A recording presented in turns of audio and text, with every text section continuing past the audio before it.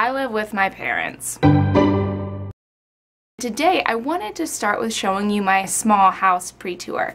A lot of you guys have requested it, and I'm really excited to show you. However, right now, this room is filled with almost done projects, and it's kind of a work zone, and it's a little bit hectic. So I'm just going to tell you what we're doing right now, and then next week I'll show you where we're living. As I said in the beginning, I am living with my parents. This is an intentional choice. We are able to rent a place if we wanted to right now. However, my parents have offered to let us stay here so that we can put money into savings a little more quickly, so hopefully we can get into a house even sooner. My dream has always been to live in a tumbleweed tiny house. I love those things, they're adorable. However, they're entirely impractical for a family of 3, not to mention they're not an investment. Those houses depreciate. Basically, they're little cottages on trailers. They don't appreciate in value like a house on a foundation would.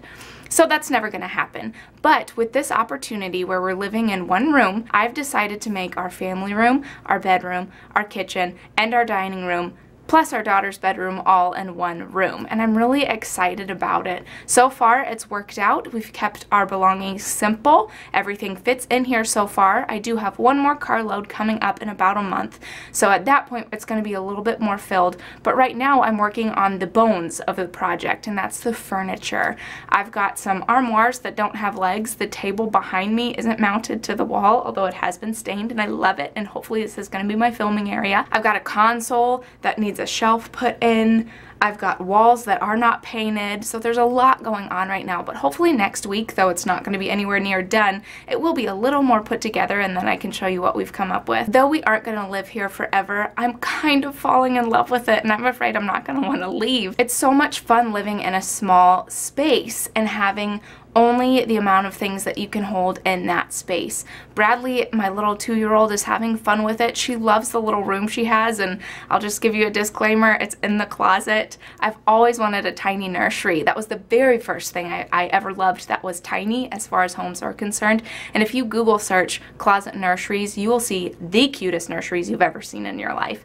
And though we're not going to doll it up as much as we would if it was our own home, it's just a quaint, it's actually right in front of me, this quaint little space, and she loves it, and it's cozy and it's quiet and it's completely dark. So she sleeps from 8 p.m. at night to 8 a.m. in the morning, and I usually have to get her out of bed and wake her up at 8 a.m. and that never happened in any other room she was in. Our goal is hopefully to get into a home in the next 12 months. I have no idea if that'll work, but we'll see what happens. If the Lord wills it, then it will be done. We're doing our absolute best to budget appropriately and to spend as little as we can.